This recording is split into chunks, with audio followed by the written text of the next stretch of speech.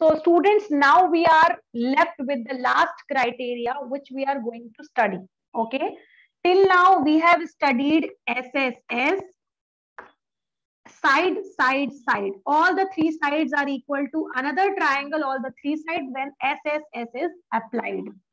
Second, we have studied SAS. जब किसी triangle की दो साइड्स और बीच का angle will be equal to another triangle, two sides and included angle, then SAS will be applied. Also we have studied ASA, दो angle बीच की side जब इक्वल होगी किसी भी दो ट्राइंगल में आपस में तो ASA अप्लाई होगा. And other name of ASA is AAS. ASA से ही जनरेट होता है AAS. ठीक है, ये दोनों क्यों सिमिलर है, this also we have already understood. Now we are going ahead with the last criteria, that is RHS. Any guesses what is the full form of RHS? Any guesses? Because और सभी में तो हमने full form आप लोगों ने guess कर लिया था. Can you please tell me, do you feel any full form of RHS जो आपके according लगता हो? Think of it. Okay, some are telling right hand side. Okay, right hand side. सभी लोग right hand side लिख रहे हैं, हे भगवान. ओके, चलो आर से राइट समझा आपने, ठीक है. अब आप डिस्कस करते. देखो सबसे पहले तो आर आपके हिसाब से राइट है, राइट सही है, लेकिन राइट नहीं है, वहां पे राइट एंगल है. बिकॉज हम बात कर रहे हैं ट्राइंगल की बेटा, है ना. So right means right angle, because triangle कौन सा होता है, राइट एंगल्ड ट्राइंगल भी होता है ना. सो फॉर दैट उस वर्ड से आया राइट एंगल्ड, है ना. सबसे पहला चीज राइट एंगल. उसके बाद राइट एंगल में एक और चीज होती है जिसका नाम एच से शुरू होता है. Can you please tell me what is the name of H, what is the full form of H, what do you say. मैंने अभी आपको आधा हिंट दे दिया कि राइट एंगल से रिलेटेड है ये term. Yes, very good. Hypotenuse, very good. अब हमको मिल गया हाइपोटेन्यूज भी. ओके, एस फॉर साइड, सबको पता है एस फॉर साइड होता है, बिकॉज हम एस तो बहुत बार यूज कर चुके हैं.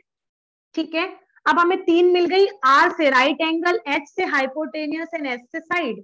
अब आप मुझे बताओ, साइड तो किसी भी ट्राइंगल में मिल जाएगी, बट राइट एंगल और हाइपोटेनियस ये कहाँ मिलता है, ये किस शहर में पाया जाता है. Can you please tell me, right angle और हाइपोटेनियस कहाँ पाया जाता है, क्या हर ट्राइंगल में होता है ये, क्या ये हर ट्राइंगल में होता है. I am asking, is it available in all the type of triangles? Oh, great, Naman. Great. No, it is not available in all the triangles. It is only available in right angled triangle. ठीक है, yes, absolutely correct. It is not available in all the triangle. Rather, it is only available in right angled triangle. तो आपको ये चीज तो समझ में आ गई होगी कि ये जो क्राइटेरिया है RHS वो सब में अप्लाई नहीं हो सकता. ठीक है, it will be only applicable on, can you please tell me what, it will be only applicable on which, tell me faster. Yes, absolutely correct. It will be only applicable for right angled triangle. तो सबसे पहली चीज, आप आधे तो safe हो गए इससे कि RHS केवल और केवल अप्लाई होगा राइट एंगल्ड ट्राइंगल के लिए. ठीक है, तो सबसे पहले मैंने यहाँ पे मेंशन कर दिया राइट एंगल्ड ट्राइंगल. ठीक है, तो ये समझना आपके लिए और ज्यादा इजी हो जाएगा कि कभी भी जब हमारे पास दो राइट एंगल ट्राइंगल दिए हुए हो तो हम ये वाला क्राइटेरिया राइट एंगल ट्राइंगल के ऊपर अप्लाई कर सकते हैं. बट इसका मतलब ये नहीं हुआ कि ये किसी और ट्राइंगल पे मतलब अगर कोई और राइट एंगल ट्राइंगल है तो कोई और क्राइटेरिया उस पर अप्लाई नहीं होगा, ऐसा नहीं होता. ये वाला क्राइटेरिया केवल राइट एंगल ट्राइंगल पे अप्लाई होगा, लेकिन जो बाकी के बचे हुए ट्राइंगल है क्राइटेरिया है वो भी राइट एंगल ट्राइंगल पे अप्लाई हो सकते हैं. ठीक है, बट ये क्राइटेरिया केवल और केवल राइट एंगल ट्राइंगल के लिए बना है. ठीक है, बट बाकी के जितने भी क्राइटेरिया हैं वो भी हम राइट एंगल ट्राइंगल पे अप्लाई कर सकते हैं. ठीक है, अब देखते हैं RHS होता क्या है. फॉर राइट एंगल ट्राइंगल, अगर हमारे पास दो राइट एंगल ट्राइंगल हो ठीक है, तो सबसे पहली चीज तो राइट एंगल हो गया, क्योंकि दोनों के दोनों राइट एंगल ट्राइंगल है। ठीक है, तो सबसे पहली चीज, अगर हमारे पास दो राइट एंगल ट्राइंगल है और उन दोनों राइट एंगल ट्राइंगल में राइट एंगल दिया हुआ है पहले से, अगर दोनों ही ट्राइंगल के हाइपोटेनियस, हाइपोटेनियस कौन सी साइड होती है, जो राइट एंगल के सामने, मतलब ये वाली। ठीक है, इट मीन्स अगर हमारे पास कोई भी दो राइट एंगल ट्राइंगल हो, सपोज मैंने उनका नाम ले लिया A B C and P Q R, so C right angle हमको पहले से इक्वल दिया है, बिकॉज दोनों ही ट्राइंगल राइट एंगल ट्राइंगल है, तो हमको सबसे पहले तो राइट एंगल मिल गया।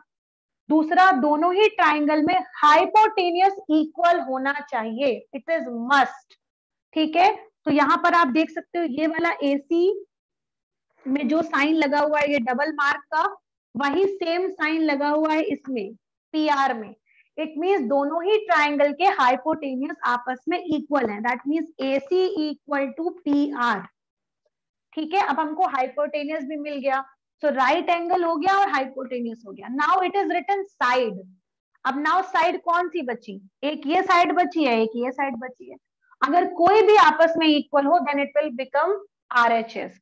अगर ये वाली हो तो ये भी हो सकती है, या अगर आपको ये दी हुई हो तो भी राइट एंगल हाइपोटेनियस साइड लग सकता है। तो डिपेंड करता है आपके पास जो दो साइड बची हैं ट्राइंगल की, उनमें से कोई भी अगर एक पेयर अगर इक्वल है, that means that triangle will become congruent to the another triangle by using RHS. ठीक है, RHS criteria will only be applicable in right angle triangle. The first thing, if in any two right angle triangle, if hypotenuse is equal and also one pair of side is also equal in that those two triangles, the criteria will be applicable there, RHS. Okay, RHS, that is right angle hypotenuse side. I hope it is clear to you all. Yes or no, please reply.